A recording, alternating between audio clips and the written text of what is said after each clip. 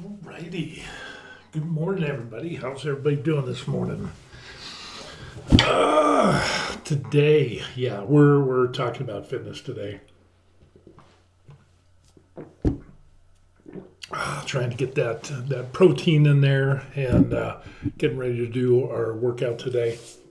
Today's going to be arms, biceps, and triceps, and yeah, it's going to be fun. Today, what I want to talk about is resistance training and dealing with these things right here.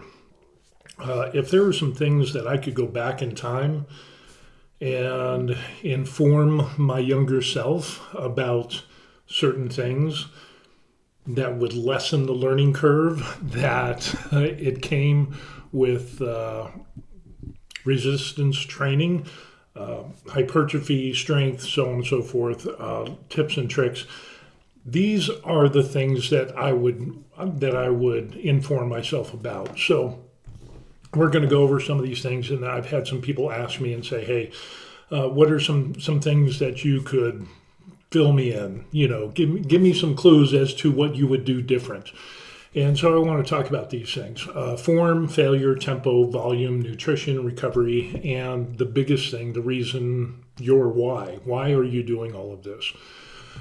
First thing we want to do is, I'm going to refer to a little bit of notes here, but I'm going to talk about form. Form is very important because it's critical not only for strength and hypertrophy, but the safety aspect of when you're doing resistance training.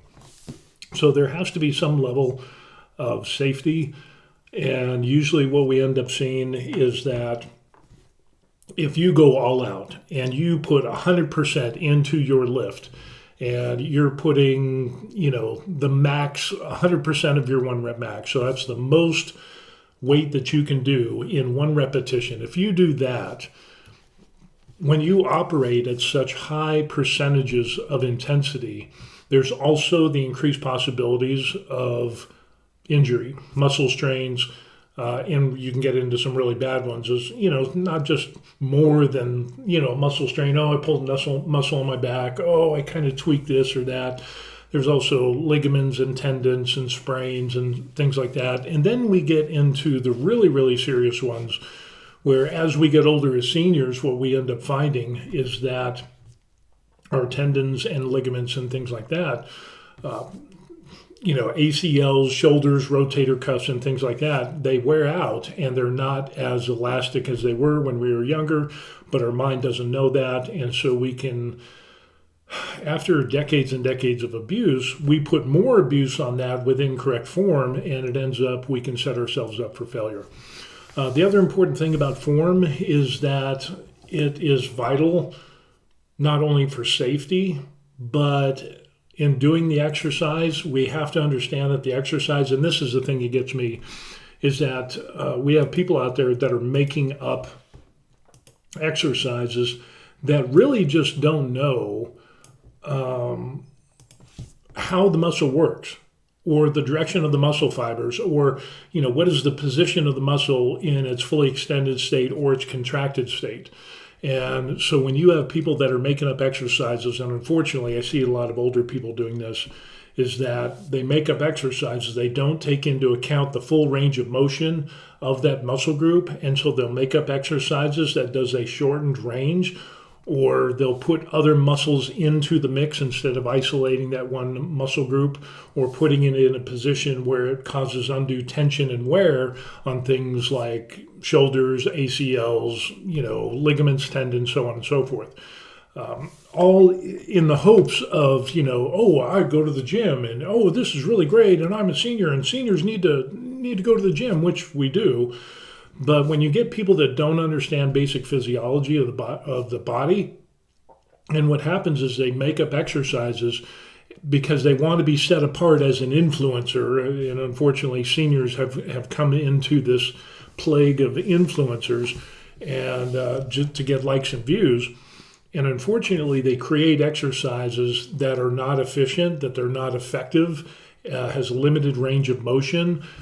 They don't take anything from published studies or meta-analysis when it comes to form or the results that you're trying to get.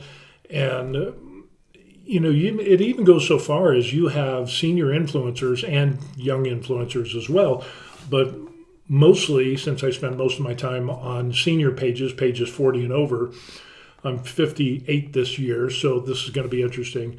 I see people making up exercises that don't understand, or they lift so heavy that their form is incorrect, and it really doesn't do them any good because so many other muscles have to jump into play when doing that exercise, which is supposed to be like an isolation exercise, but you're going so heavy that you can't feel the contraction of the muscle group that you're supposed to be hitting. And along with that comes, as a result of being too heavy, is you don't have the correct form, and that's why those other muscles have to jump in. It's kind of interesting. It's kind of like when people work their back and they try to do rows and they're doing such a heavy weight, and by the end of their set, their biceps are just like massively worked out, but their lats not so much. And it's because you're trying to pull and the biceps are now coming into play, and you're forgetting to flex and contract that back muscle, the lats. To try to get the thickness, or if you're doing a wide grip, pull down cable machine, something like that, is that you end up using and concentrating on, I need to get this heavy weight into this position, and so you end up using muscles that rob the tension from the muscle that you're working. So correct form is very important, and with that we have to be careful not to use too much weight, and if we use too much intensity, what I found is myself and a lot of others, it'll detract from the muscle that you're actually trying to work. And so, for example, I had a gentleman that was like, he was pulling all this weight, and it's like, okay, yeah, you can do some heavy weight, but I'm seeing your biceps flex a lot, but I'm not seeing a good range of motion because you're trying to just do like partials. And there are such things as partials, long length partials, which are good for a finishing move. But when your weight is so heavy that you compromise on the form, you often use other muscles and you lose the contraction.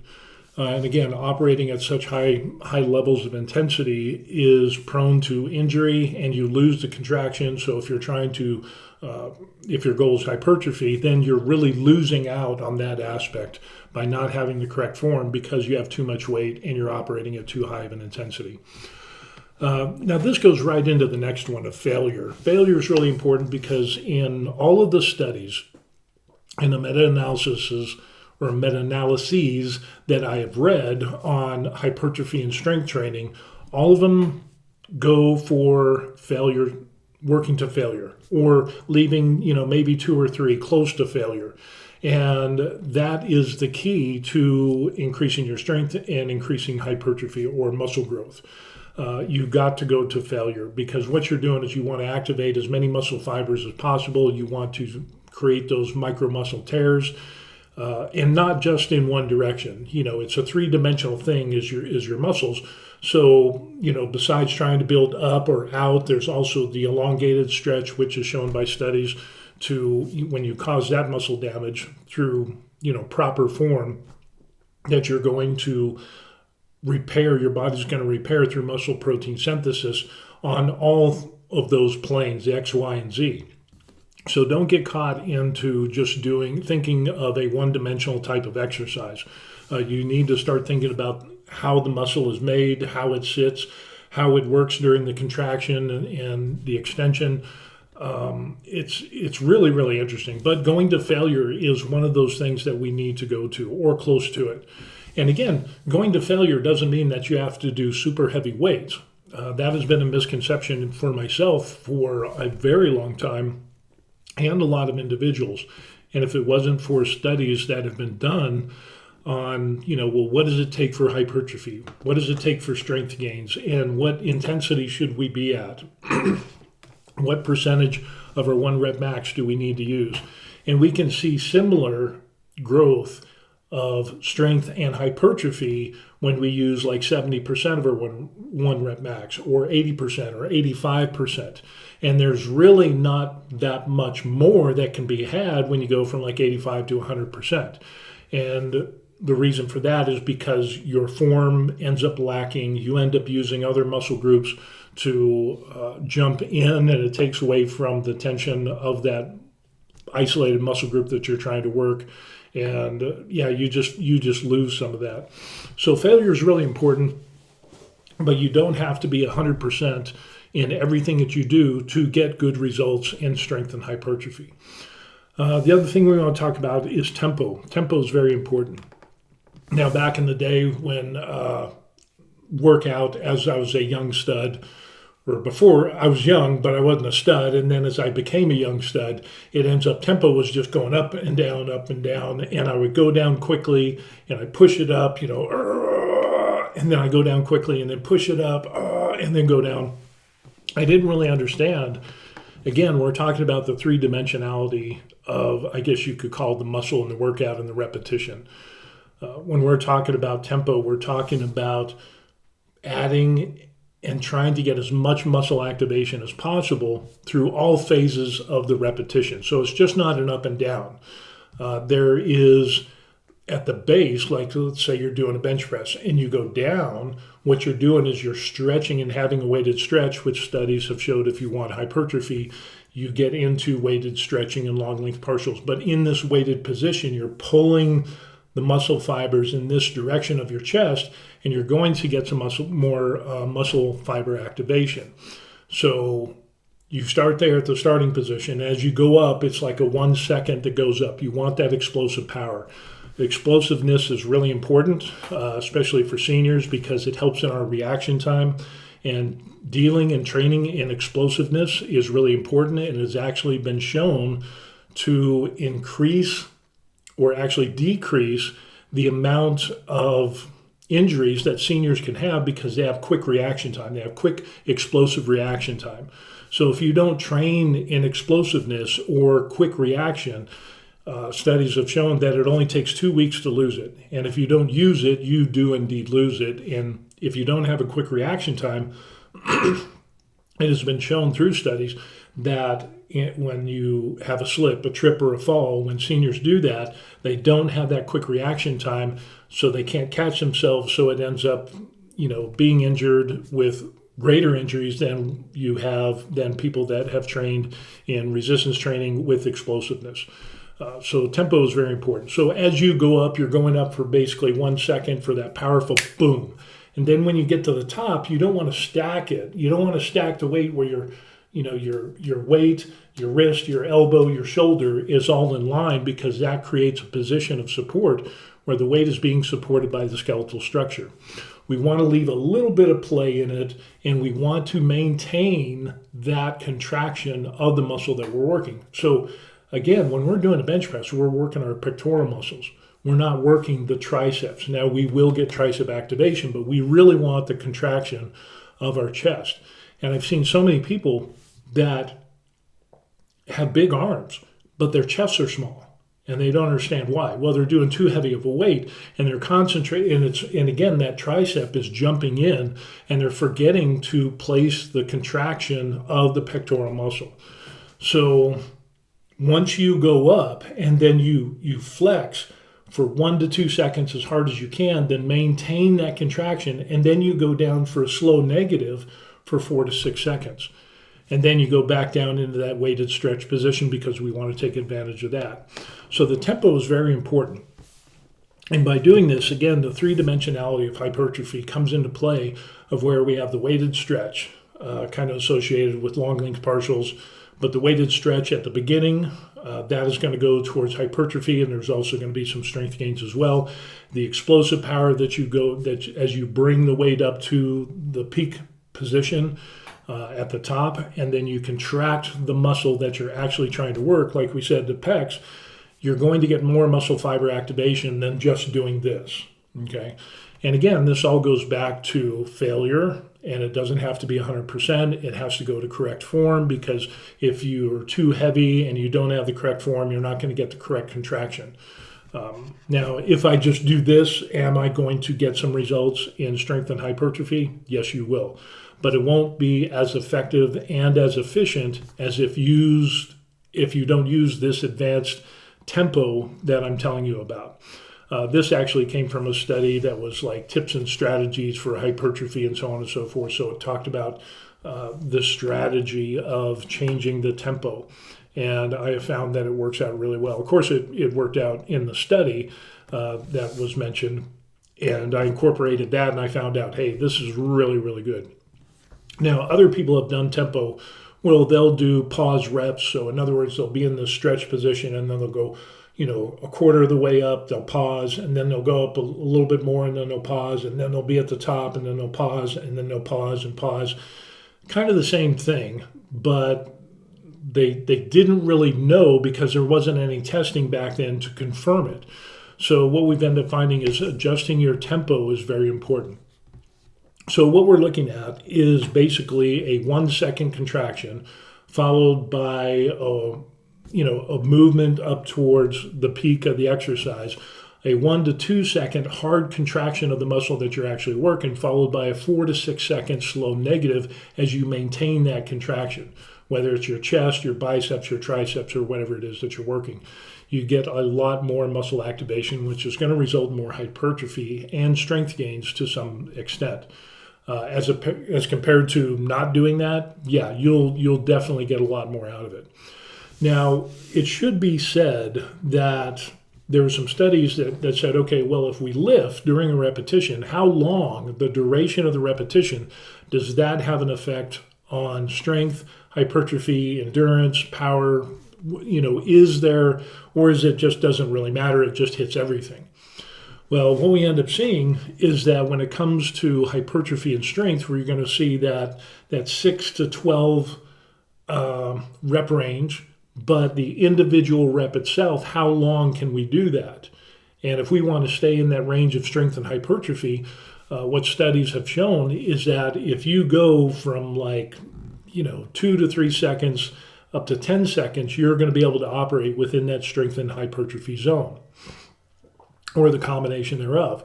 So further down on this side, it's more towards strength, more towards here, you're going to get more hypertrophy with kind of a mix in between. So you're going to get a good mix of both of those things within that repetition during that time.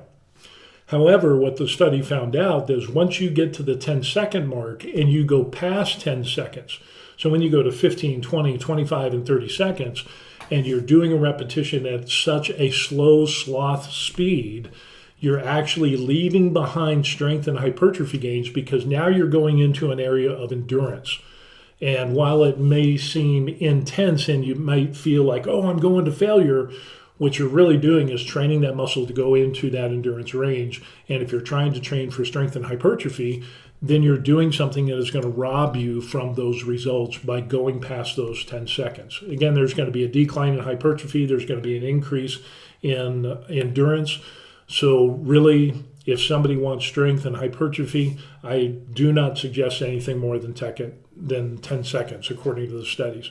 As a matter of fact, if you do a 1 second of pushing the weight up, 1 to 2 seconds of doing that super hard contraction, and then do another 4 seconds, we're looking at what, 6, 7, maybe 8 seconds for that repetition in regards to duration. That seems to be the perfect fit. Instead of trying to go and say, well, intensity is the key for everything.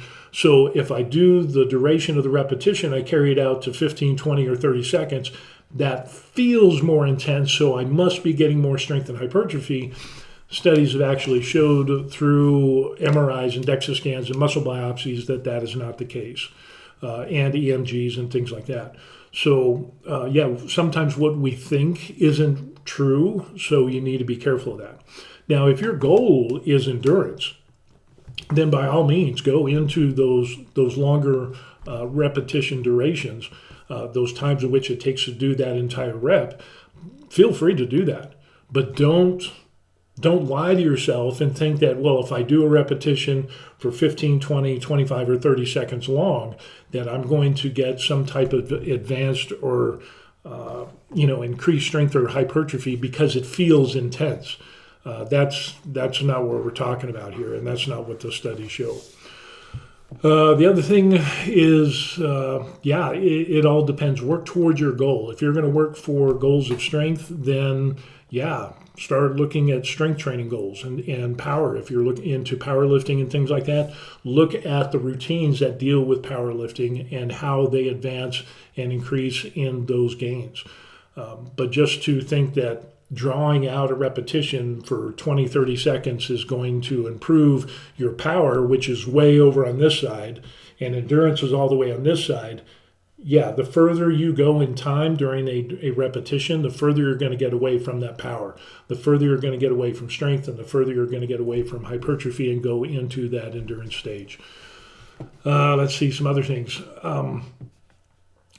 Talking about volume. Volume is very important because volume comes into play. There are so many studies out there that show that volume, which is the amount of weight you lift, multiplied by the number of sets, multiplied by the number of repetitions that you do, will give you your overall volume. And numerous studies have been done showing that multiple sets are better than single sets, especially when all things being equal, multiple sets, 2 to 3 sets versus one single set for a body part. One study said that they had an increase of 40% over 2 or 3 sets over one single set. Another study that was done, that one was on hypertrophy. I think in the other one, it was talking about strength gains, and it was like 46%. So what we're seeing is in the low 40s, mid 40s, in regards to strength and hypertrophy, multiple sets are better than one set, with all things being equal. So volume comes into play. And so, for example, a person could do dumbbell shrugs, and you take 100 pounds and you do 3 sets of 15 reps. So you'll have a total volume of 4,500 pounds. However, when using other weights, other muscle groups jump in. You don't have good correct form. You don't have a good range of motion. I've seen people with super heavy weights, and their shrugs are like this, when really your shrugs should be as high up as you can, like this. But with such heavy weights, what they end up doing is kind of like this, and now you're getting your back muscles involved, you're getting your shoulder muscles involved, and you're really taking away from the traps. You're not getting a good range of motion. Some people they make up weird exercises that just really limit the range of motion and or put the shoulder into a position that is not beneficial for the rotator cuffs or tendons or ligaments and things like that. So stop making up exercises. But when we talk about this volume thing, instead of doing, like we said, 100 pounds for 3 sets for 15 reps for 4,500 for a total volume, instead what you can do is 3 sets of 30 repetitions with 75 pounds, and that'll give you a volume of 6,750 pounds. So studies show that the more volume, you will get more hypertrophy. And it also applies to strength to some degree. But generally what you'll end up seeing is that, it's the overall volume, and working towards failure or close to failure is going to get you the best results with multiple sets. So really it's kind of a thing that I wish I knew a long time ago when I first started out, because I didn't understand any of this, because reading studies and meta-analysis and testing out these things when I first started lifting wasn't a thing. It was just kind of like the Wild West, in which people would just go to the gym and just do stuff, and they didn't have any means of testing, and they didn't even it's like, well, this works, and so that's what everybody did. But now, with advancements in technology and testing and so on and so forth, and unbiased, with control groups and muscle biopsies, MRIs, DEXA scans, the whole 9 yards, we can really fine-tune and find out what is the most effective and efficient ways for hypertrophy and strength gains and everything in between. So, volume seems to be key, along with training to failure, and of course incorporate, using correct form. The other thing that some people are saying, there's no way you can do 3 sets of 30 reps with 75 pounds. It's just too exhausting, which is really interesting, because, you need to have more rest time between your sets, which is absolutely true. Excuse me. And generally what we end up seeing is a rest period between 2 and 3 minutes between those sets of when you do those lower weights with higher repetitions, which definitely helps with hypertrophy. And I've also seen it with some strength gains as well. But generally with strength gains, you want to go down to heavier weights with lower repetitions. But if you bounce between the two, you can really get past some plateaus by kind of going from one strategy to another and then going back.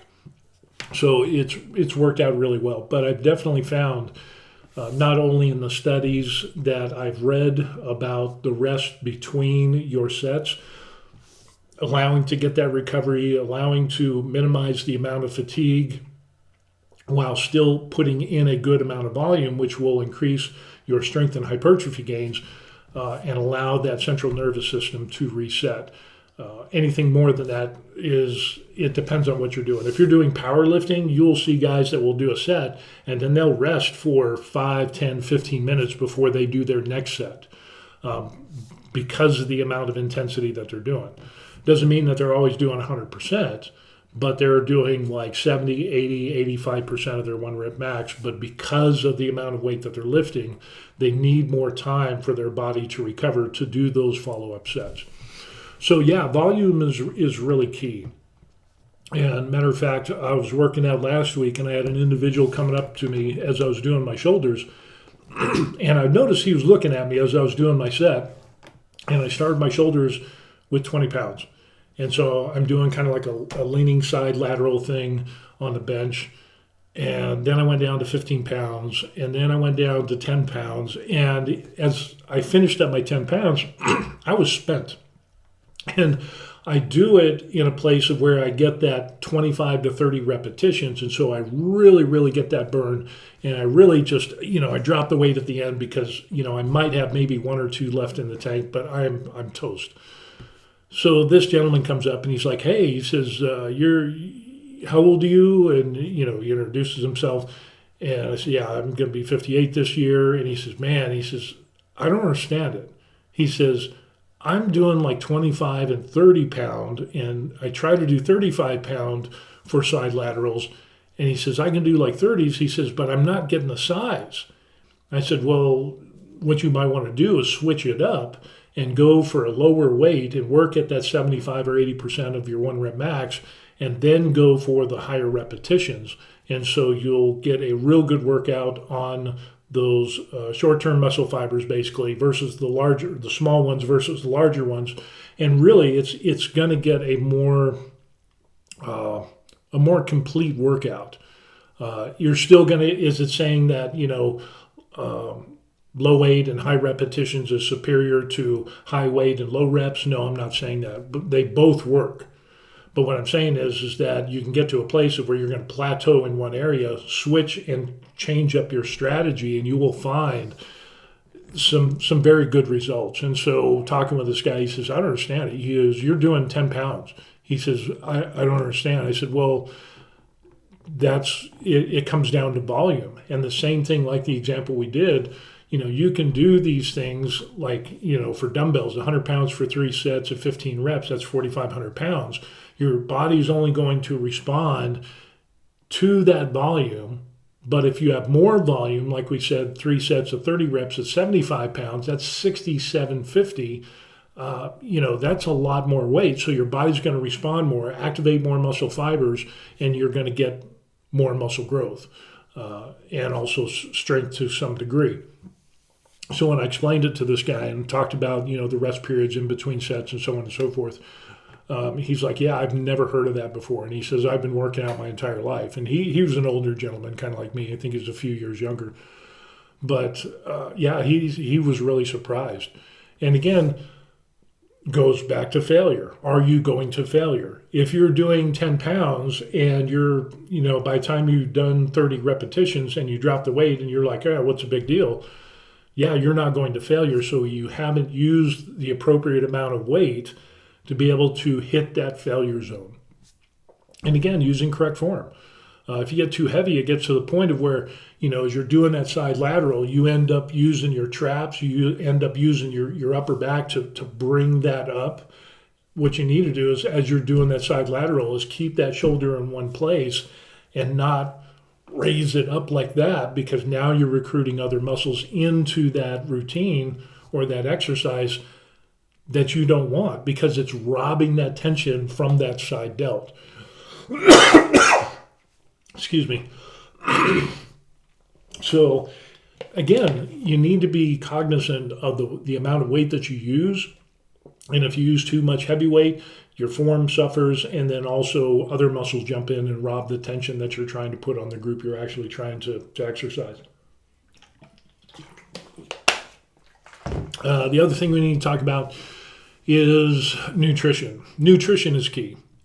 I've run into a number of people, and I even did it myself. So I've been there, done that when I was younger, and I would work out until the cows come home, and I didn't understand why I was tired, why I was fatigued, and why I didn't have enough energy for my workouts. Because muscles are built in the gym. That's absolutely not true.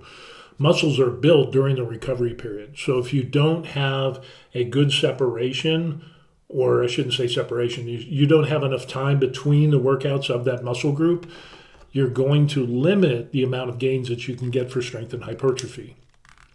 And, it goes on that the nutrition that you have, you need to have good nutrition to fuel your workout. So you got to have a good amount of carbs, a good amount of protein, a good amount of fats. But during the recovery period, it's even more important to have a good amount of carbs, protein, and fats, because that's where all the actual muscle repair and muscle building happens, is during that recovery period. So, think about it, of trying to get about, at least 24 hours between your workouts, between those muscle groups, not just between the workouts, but organizing your routine in a way that the muscle group that you exercise is going to get 24 to 72 hours of rest. So, for example, I'm going to do biceps and triceps today. I'll take the next day off, and the day after that, I'll do shoulders and legs. And then I'll take a day off, and after that, I'm going to go into chest and back. So it's kind of a modified little routine. But if you look at other routines like bro split, you'll do one body part, then another body part, another body part, another body part, 5 or 6 days a week.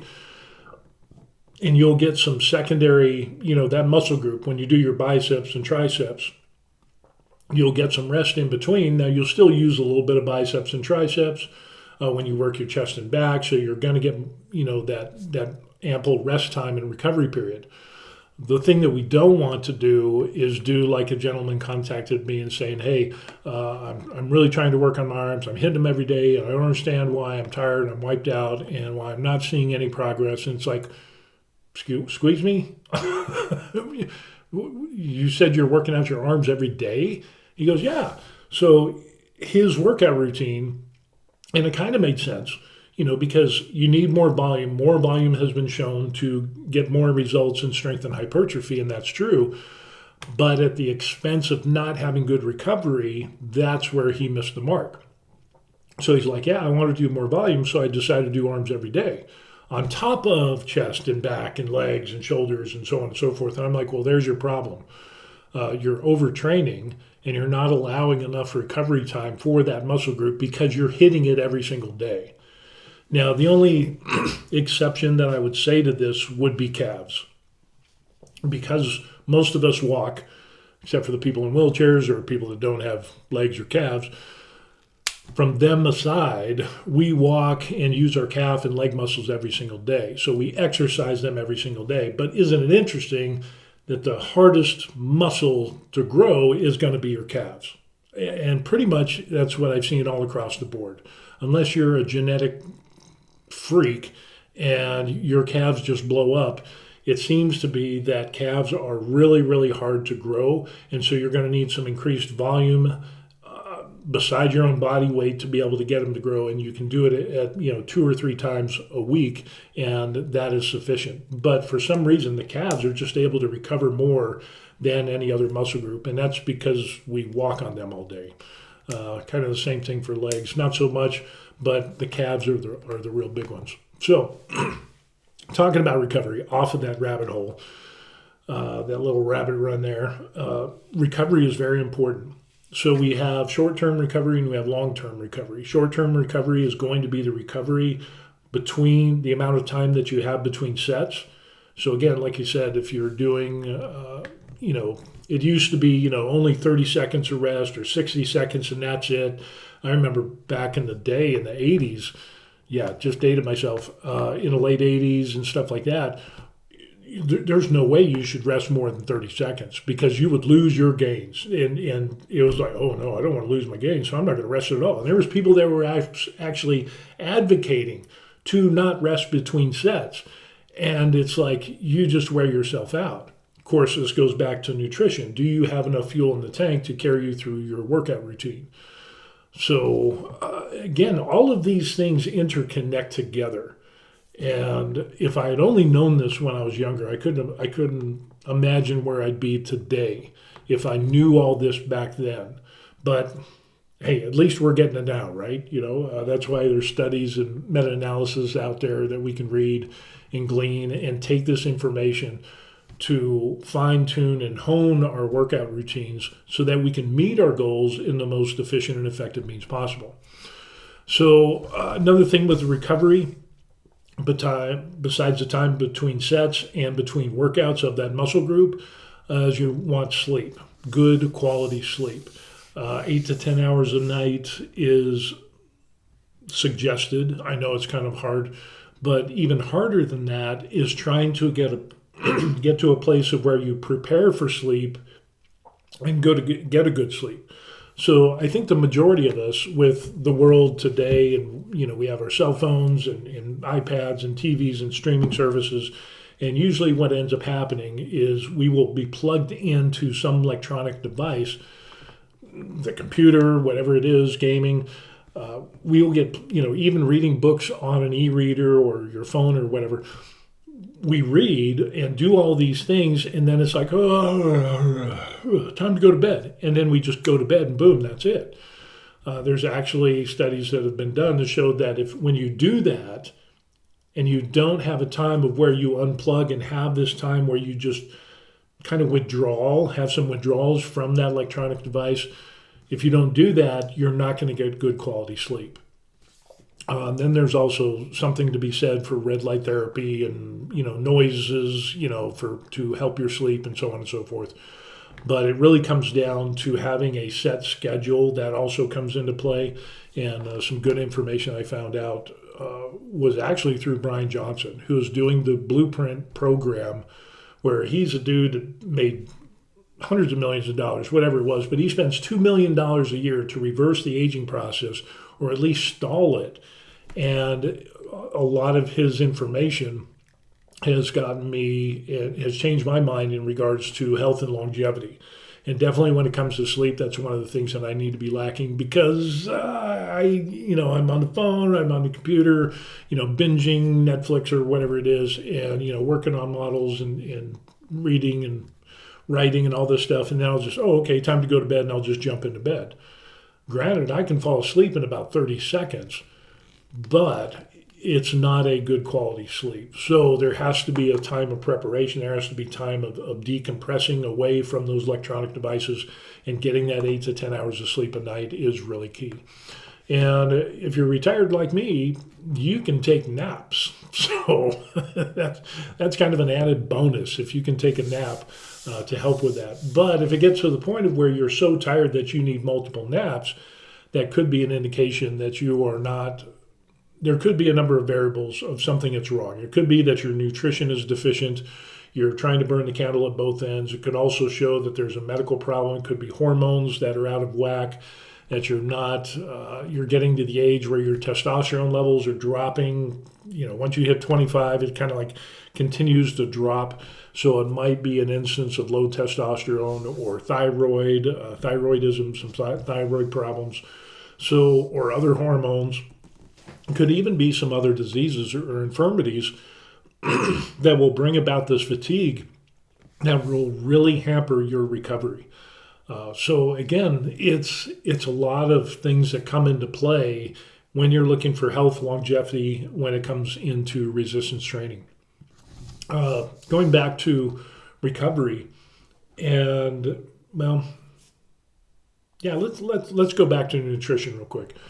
Nutrition is really interesting because you can fuel your workouts and your recovery with a bland, Barney basic generic foods like rice, chicken, broccoli, boom, and you do all that, some egg white omelets and all of that, and it's pretty much oatmeal, and boom, you're good to go. Unfortunately, there's a lot of people out there, unfortunately, and some shit influencers that think that, people like myself, that we only advocate that the only way that you can get in shape is by having a bland, monastic type of gruel meal every single day in, day out, with no variety. No taste, no substance, no excitement in your food, and that is nothing. There's nothing further from the truth from that. It all depends on the nutrition plan and how you want your meals. Now, for me, I like chicken, rice, and broccoli. I like the different seasonings on my chicken. I'm kind of partial to chicken. I like beef, but that's more kind of like special occasions and so on and so forth. But I've done the monastic bodybuilding meals where you meal plan and that's all you eat is just the same breakfast, lunch, and dinner, and I'm okay with that. It's for me, it was the ease of use. I like the taste of the food, so it works.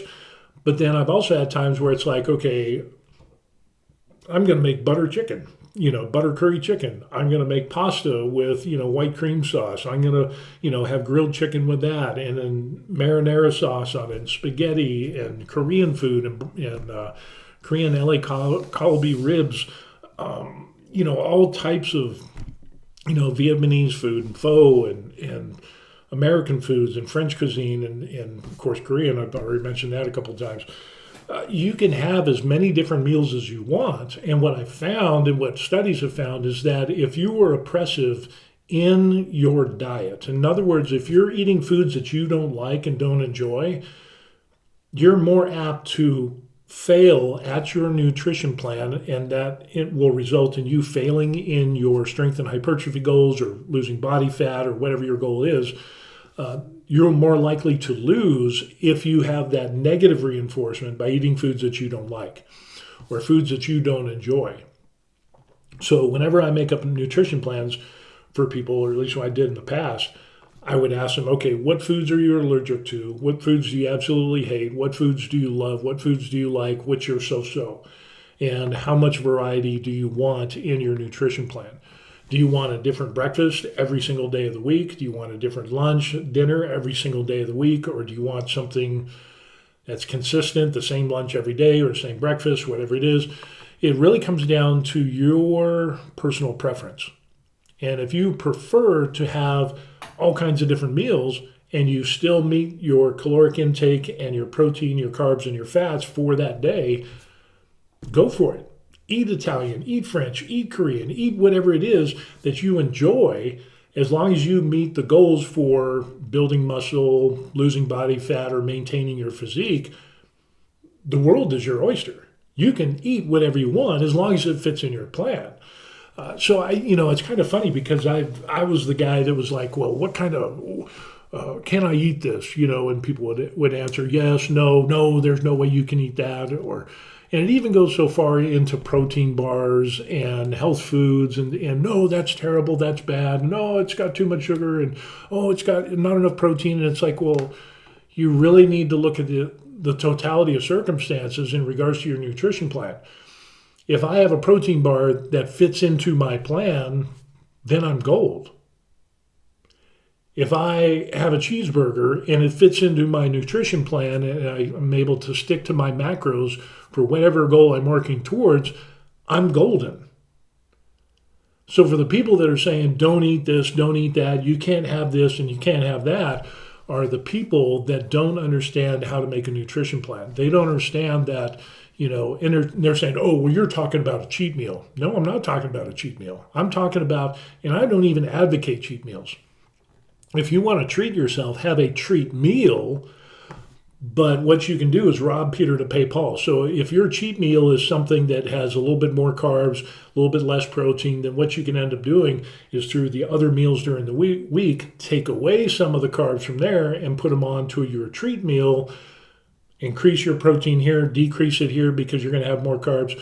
As long as you stay within the nutrition plan for that week, you're gold. And that ends up being a huge positive influence and a great way for people to get that positive feedback in saying, hey, I feel good about myself. I feel good about the food that I'm eating because it brings me enjoyment. I love the taste. I love the variety. you are more apt to meet your goals that you have set for yourself by having a nutrition plan that you like versus having a nutrition plan that you just hate. So, for me, for example, oatmeal. I love oatmeal. I love oatmeal. I like bananas. I like peanut butter. I throw some protein powder in there as well. And oatmeal is awesome. It's great for heart health and a number of other things. It is really, it wouldn't bother me if I had it every single day. And I've done it for months at a time because I enjoy the taste. I like it. Some people hate oatmeal, just like I don't like cream of wheat. Now, if you switch cream of wheat with my oatmeal, I would be more apt to say, yeah, I'm not going to do that today. I'm going to go for the donut. I'm going to go for the breakfast burrito. I'm going to go for things that are not and don't fit in my nutrition plan. So that's where I'm going to blow it. So the positive reinforcement by having a good nutrition plan, especially with foods that you like to eat within a balance, as long as you hit your calorie and your macro goals for whatever plan that you're doing, then you're gold. So for the people that say, well, I've actually had a shit influencer, actually there's two of them, tell me that I'm a slave to a restrictive lifestyle. And in other words, I eat gruel and oatmeal and nobody wants to eat like that. And it's like, you just got to look at my feed and you can see all of the foods that I eat and it's not restrictive. Now, granted, it's well balanced. And when I'm in a cutting phase and I'm supposed to be in a calorie deficit, you have to be restrictive. So instead of eating this much food, I'm going to eat this much food when I'm in a calorie deficit, but I'm still going to eat the same type of foods because I use that as positive reinforcement. So you can't just slap on and say, oh, you're doing it wrong, because obviously if you look at one meal that I eat and you say, oh, that's terrible, you haven't even looked at the rest of my plan for the rest of the day, nor have you looked at the entirety of the week of everything that I've eaten and whether I've hit my caloric or macro goals, whether I'm bulking, cutting, or maintaining my body weight. So yeah, there's that. I just find it any influencer or fitness influencer that makes those accusations without even asking, well, what was your calories and macros from the day, for the day? Did you hit those goals, or was this above and beyond? If they don't ask that question, then it just tells me that they're a shit influencer. And they don't understand fitness and they don't understand nutrition. I've seen people in health and fitness, and you've probably seen it too, where people argue over yogurt and the protein content of yogurt. No, you don't want that because that doesn't have enough protein. That has too many fats, and this is this, and you want this. And I've seen people, hurl insults at each other over yogurt. And it's like, if it fits in the plan, it fits in the plan. If I want 000 special protein yogurt, or if I just want a Yoplait, if either one of those fits within my plan and I can hit my calories and my macros, it doesn't matter because I've done my plan. So there's no reason to argue. If I'm eating a product that has a lower protein than your favorite product that has a lot of protein, you don't know that I'm making up that protein, or I might have already hit my protein levels for the day, and that allows me to eat things that don't have as high a protein. What are the odds of that happening? And this is, I think it comes down to the point of where people don't really understand what they're doing. They see things through the lens of what they have done, and they think, well, this is the way that I did it, so it must apply to everybody. But that's not the case. They can't see the forest through the trees. They're concentrating so much on the dot, they forget the big picture. And they forget to ask the important questions. I had somebody tell me that, the protein powder that I was using was terrible because the carbs were so high, or the protein wasn't, it was actually that the protein was lower than their favorite protein powder product. And I'm like, it doesn't really matter in the end. And the guy was calling me names. I'm saying, listen, dude, use your favorite protein powder. I've tried it. But within the current plan that I'm doing, I'm meeting my carbs, I'm meeting my protein, my fats, and my caloric intake. And I like the taste of this better. and I adjust with some other meals, so I'm still hitting my goals. What's the big deal? Well, it doesn't have enough protein. During the day, I'm getting the appropriate amount of protein for, cutting or gaining or whatever it was. I think I was during a bulk cycle. So it's like, yeah, I'm there. I'm getting more than enough protein. So why are you yelling at me? Why are you calling me names? Why are you calling me and saying that I don't know what I'm talking about? If I'm meeting, and I could use his protein and incorporate it into my plan and adjust my daily plan so that it fits. So what's the big deal? It doesn't make sense. You're still going to hit your markers when it comes to protein, carbs, macros, all of that stuff. So I don't see why people argue over this. The only reason that people argue over this is because, again, they have a personal bias and they don't understand nutrition or how a nutrition plan works for the day or for the week. And usually I'll do it for the week, and that's what we go for. So anyway, and now the last thing. So now that we beat nutrition to death, we talked about recovery. The last thing that we want to talk about is why. Most people are like, how do you stay dedicated? How do you keep going to the gym? How is it, because it's boring. You lift weights, you do this, you do that, you go home, you recover, you take a nap, you sleep, and then you go back and you do it again and again. How are you able to stay in that routine? How are you so dedicated? It comes to, do you have a big enough reason why? If you don't have a big enough reason why that spurs you on to do these things for health and longevity, you won't have that dedication. And you can do that through a number of ways, a positive and negative reinforcement. Positive is always going to be better, but then negative reinforcement is good at some degree. When you start looking at behaviors and changing behaviors, you need to have a good enough positive reasons why to spur you on to action. But then you also want to have some negative reasons why. Say, hey, well, I don't want this. I don't want heart disease, so I'm going to work out. I don't want diabetes, so I'm going to work out. I'm going to follow my nutrition plan. I don't want to be a big fat slob, like I used to be. I wasn't really a big fat slob. I was skinny fat. So I had a pot belly, I had a jiggly butt, I had no arms, no shoulders, no legs, but I had it didn't look good. It didn't look good. So yeah, that's what it came down to. I had to have enough positive reasons why as to drive you to strive to attain those things, because I want to give my daughter away when she gets married. I want to be able to grow old with my wife, and I want to go see these countries. I want to do this. I want to do all these things that seniors in my past family history were not able to do because they didn't take care of themselves.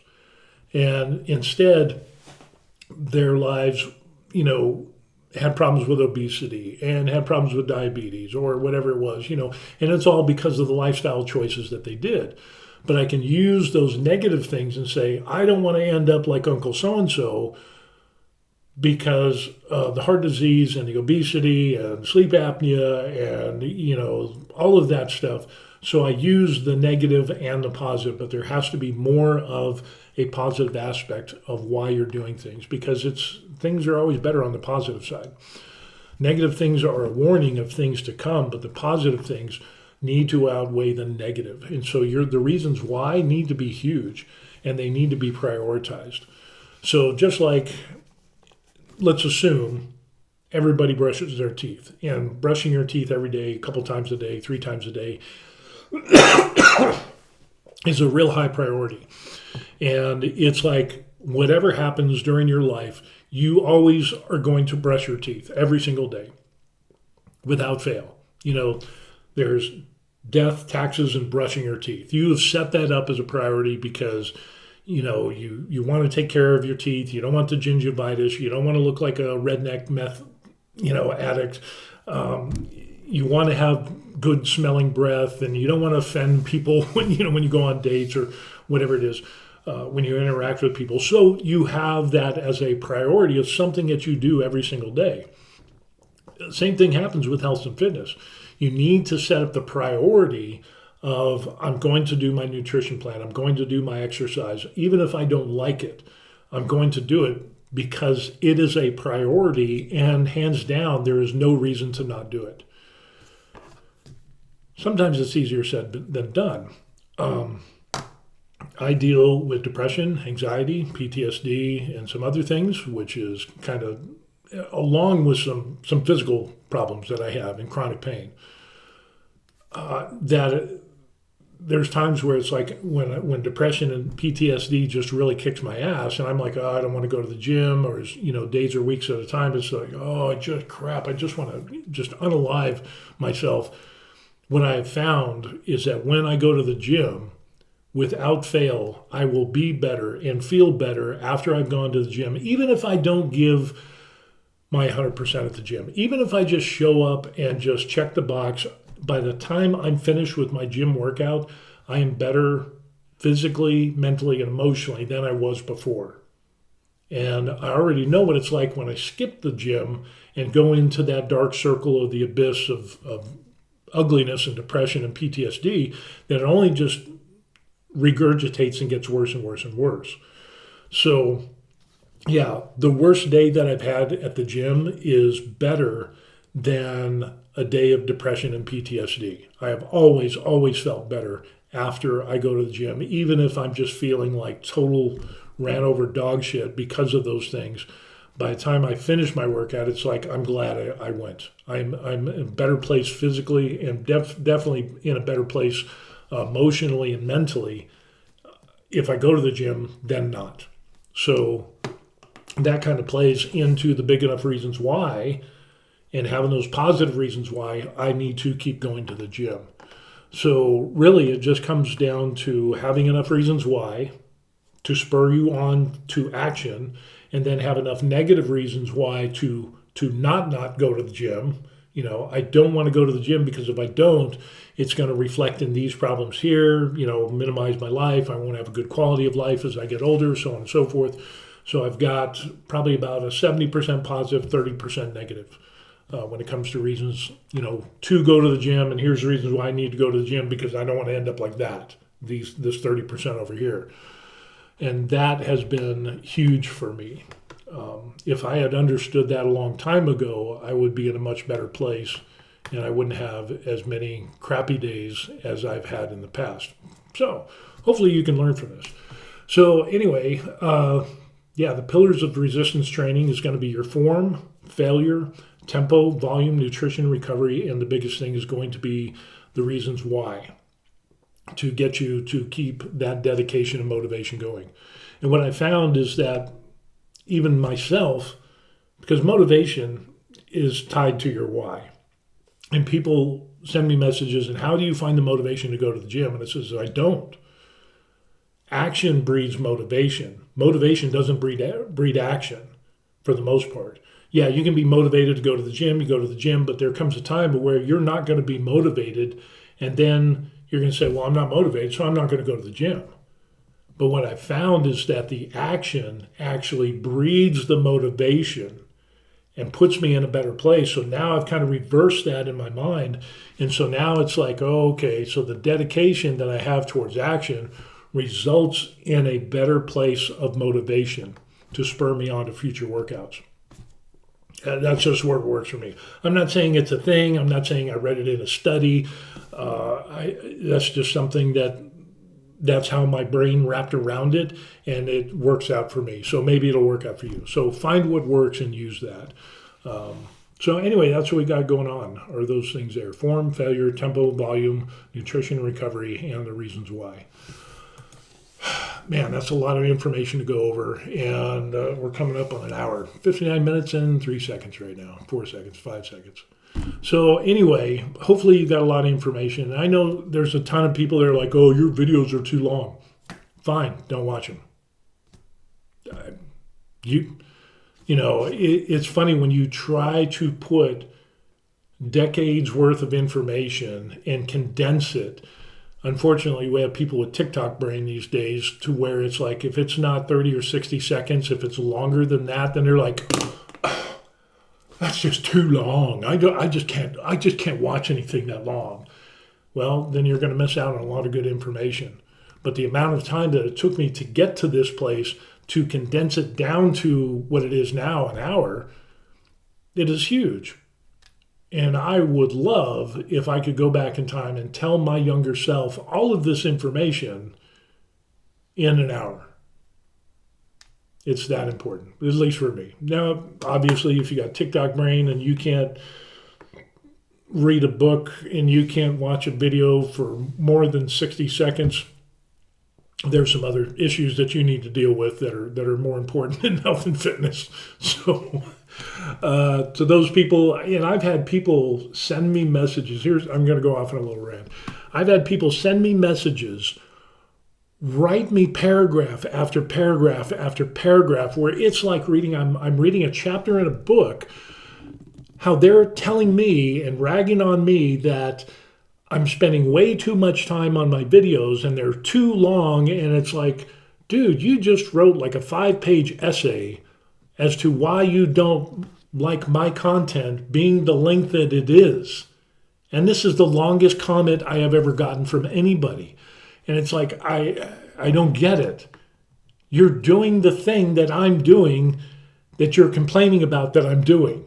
That makes absolutely no sense. So anyway, I just thought that was kind of funny. And again, it depends on whether you want to learn or not. If you don't want to watch a long video, God bless you. Go, and maybe I could try to minimize this and get it to the point of where it's like form. Have correct form. It's vital for strength and hypertrophy. Failure. Make sure you work to failure or, close to it. Only have 2 or 3 in the tank. Tempo. Lift for 1 second. Contract for 1 to 2 seconds. Do a 4 to 6 second slow negative volume. Do more doesn't necessarily mean do more heavy weight, but do more repetitions with lower weight to make sure that the total is higher than what you were doing before. It's good for growth and strength. Nutrition. Eat food. Eat good food. Hit your calories, your macros, so that you can fuel your workouts and recovery. Have big enough reasons why you want to change and instead of being the fat, lazy slob that you are. Boom. Maybe that's what people want today. I don't know.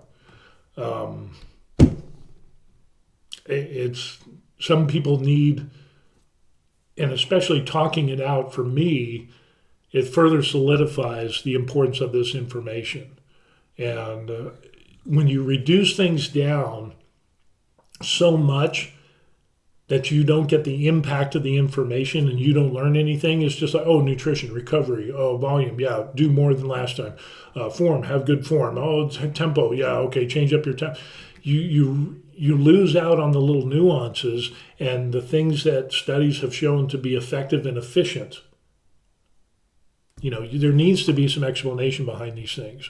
You can't have a TikTok. It's getting to the point of where people have TikTok brain that they want TikTok answers. They want TikTok medical solutions to their lives. They want a little 30 to 60 second video to cure their depression or anxiety or help with the relationships that they're in and the failing and dysfunctional lives that they're living. And they want it all done quick, fast, and in a hurry. And if it's longer than 60 seconds, they don't want to have anything to do with it. Well, sorry, that's not how life works. It's going to take some work. It's going to take some effort. It's going to take some reading and some understanding. So, yeah, there's that. End of rant. Okay. So anyway, I got to finish up the shake, and we got our workout today doing arms. But yeah, some information that might help some other people. And people that have asked me what are the things that I would tell my younger self in regards to health and fitness and resistance training, these would be those things. All right, tell me what you think in the comments down below. If you lasted this long, you get the gold star for the internet today. And we'll see you on the next one. Peace. TikTok brain.